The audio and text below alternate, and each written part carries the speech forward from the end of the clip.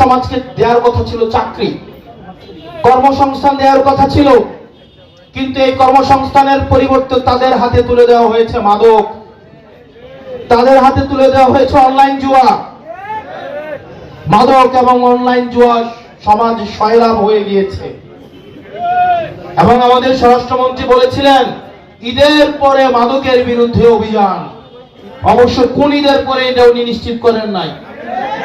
ওনাদের অবশ্যই ঈদের পরেরটা কোন ঈদের সেটা কখনোই নিশ্চিত করে না। ঈদের পরে রমজানের ঈদ গেল, কুরবানি ঈদ গেল, আবার রমজানের ঈদ আসবে, আবার কুরবানি ঈদ আসবে, কিন্তু মাদকের বিরুদ্ধে অভিযান আমরা আর দেখতে পাবো না। এবং স্বরাষ্ট্র মন্ত্রণালয়ের যিনি মন্ত্রী, উনার বাড়িরটাই হচ্ছে, উনার বাড়ির সামনে দিয়ে হচ্ছে মাদকের সবচেয়ে বড় করিডোর। যার নিজের ঘরটাই ঠিক রাখতে পারছে না, সে আবার বাংলাদেশের দায়িত্ব নাকি নিবেন। আমরা প্রায়শই কিছু ঘটনা দেখতাম, সেটা হচ্ছে সাদা পোশাকে এসে বাসা থেকে তুলে নিয়ে যাওয়া হয়েছে। আমরা দেখতাম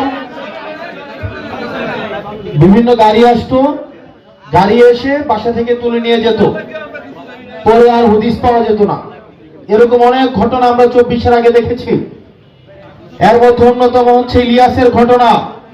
সিলেটের বিএনপির প্রথিতযশা নেতা ইলিয়াসকে গুম করে হত্যা করে ফেলা হয়েছিল।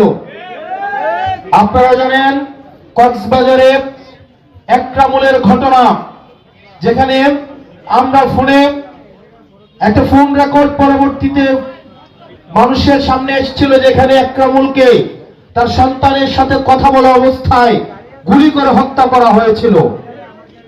এরকম অসংখ্য সহস্র ঘটনা 24-এর পূর্বে আমরা দেখেছি। বাসা থেকে তুলে নিয়ে সাদা পোশাকে এসে গুম করে হত্যা করা হতো।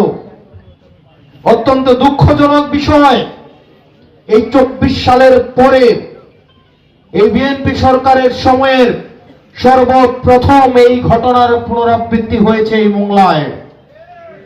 এই মোংলাতে সাদা পোশাকে এসে একজনকে বাসা থেকে তুলে নিয়ে যাওয়া হয়েছে আজকে 3 মাস, তাকে আর ফেরত দেওয়া হয় নাই। এই গুমের ঘটনা 24-এর পরে বিএনপি সরকারের জন্য একটা কালো অধ্যায় হিসেবে সূচিত হলো।